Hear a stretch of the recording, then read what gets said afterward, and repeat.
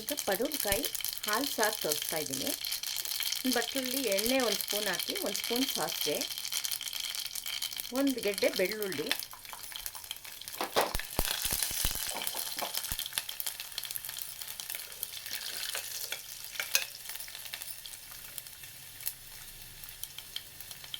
ಪಡವಲಕಾಯಿ ಸಣ್ಣಗೆ ತೊಳೆದು ಸಣ್ಣಗೆ ಹಚ್ಚಿ ಒಗ್ಗರಣೆಗೆ ಹಾಕೋಬೇಕು.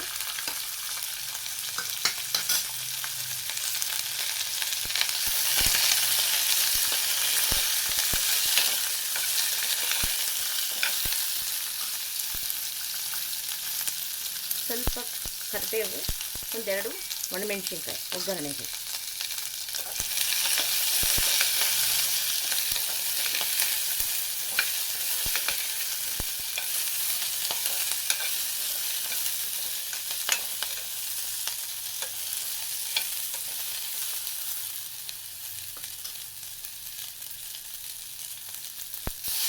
ಒಂದು ಅರ್ಧ ಲೋಟ ನೀರು ಹಾಕ್ಕೊಂಡು ಸ್ವಲ್ಪ ಬೇಯಕ್ಕೆ ಬಿಡಿ.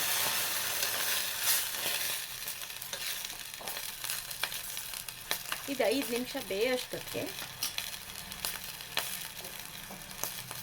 ನಾವು ರುಬ್ಬಕ್ಕೆ ಮಿಕ್ಸಿ ಜಾರ್ಗೆ ಕಾಯಿ ತುರಿ 1 ಬಟ್ಲು ಹಾಕ್ಕೋತಾ ಇದ್ದೀನಿ. 1 ಹೋಳು ಕಾಯಿ ತುರಿ ಪೂರ್ತಿ.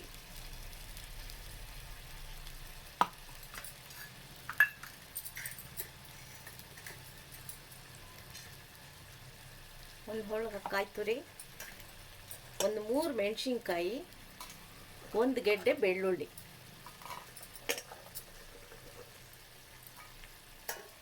ಒಂದು 5-6 ಮೆಣಸುಕಾಳು ನೋಡಿ, 5-6 ಮೆಣಸುಕಾಳು ಹಾಕ್ಕೊಂಡಿದ್ದೀನಿ. 1 ಸ್ಪೂನು ಗಸಗಸೆ, ಇದಕ್ಕೆ ಗಸಗಸೆ ಮೇಯ್ನ್. 1 ಸ್ಪೂನ್ ಗಸಗಸೆ ಹಾಕ್ಕೋಬೇಕು. ಇದಿಷ್ಟು ನುಣ್ಣಗೆ ರುಬ್ಕೊಂಬರ್ತೀನಿ. ಒಂಚೂರು ತರ್ತರಿಯಾಗಿ ರುಬ್ಕೊಂಡಿದ್ದೀನಿ. ಈಗ ಇದಕ್ಕೆ ಸ್ವಲ್ಪ ಕೊತ್ತಂಬರಿ ಸೊಪ್ಪು, ಸ್ವಲ್ಪನೇ ಹುರಿಗಡಲೆ ಇದು ಹಾಕ್ಕೊಂಡು ಈಗ ನುಣ್ಣಗೆ ಪೇಸ್ಟ್ ಮಾಡ್ಕೋಬೇಕು. ಈಗ ಇನ್ನೊಂದು ಸಲ ಹೇಳ್ತೀನಿ. ಕೊಬ್ಬರಿ, ಗಸಗಸೆ, ಬೆಳ್ಳುಳ್ಳಿ 1 ಇಡಿ, 3 ಮೆಣಸಿನ್ಕಾಯಿ, ಹುರಿಗಡಲೆ ಸ್ವಲ್ಪ, ಕೊತ್ತಂಬರಿ ಸೊಪ್ಪು ಇಷ್ಟು ರುಬ್ಕೊಂಡು ಇದಕ್ಕೆ ಹಾಕ್ಕೋಬೇಕು ಪಡವಲಕಾಯಿ.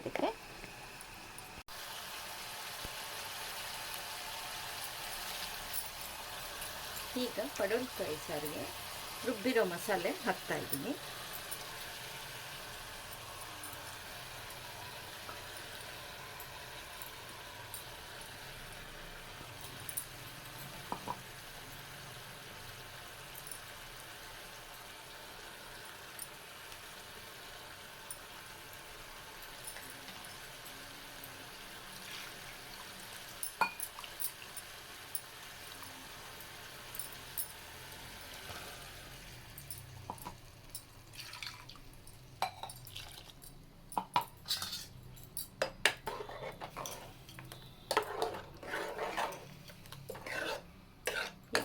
ಇದು ಒಂದು 5-10 ನಿಮಿಷ ಬೇಯಕ್ಕೆ ಬಿಡಬೇಕು.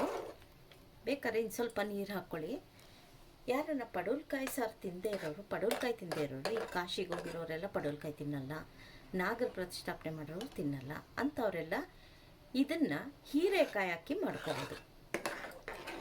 ತುಂಬ ಬೇಗನೂ ಆಗುತ್ತೆ, ತುಂಬ ಚೆನ್ನಾಗೂ ಟೇಸ್ಟಿಯಾಗಿರುತ್ತೆ ಸಾರು. ಇದು 10 ನಿಮಿಷ ಬೇಯಕ್ಕೆ ಬಿಟ್ಟು ಆಮೇಲೆ ಉಪ್ಪು ಹಾಕಬೇಕು. ಈಗ ನಾನು 1 ಸ್ಪೂನ್ ಉಪ್ಪು ಹಾಕ್ತಾಯಿದ್ದೀನಿ. ಪಡವಲಕಾಯಿ ಬೆಂದಿದೆ ಈಗ ನೋಡಿ. ಈಗ ಪಡವಲಕಾಯಿ ಮೆತ್ತಗೆ ಬೆಂದಿದೆ.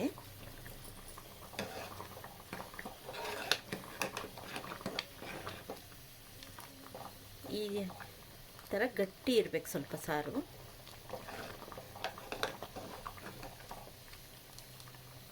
ಉಪ್ಪು ಹಾಕಿದ್ಮೇಲೆ 1-2 ನಿಮಿಷ ಕುದಿಲಿ ಸಾಕು.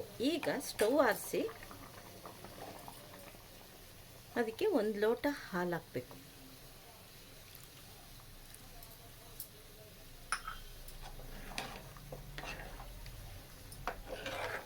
ಹಾಲು ಹಾಕಿ ಮುಚ್ಚಿಟ್ರೆ ಆಯಿತು, ಸಾರು ರೆಡಿ. ಪಡವಲಕಾಯಿ ಹಾಲು ಸಾರು.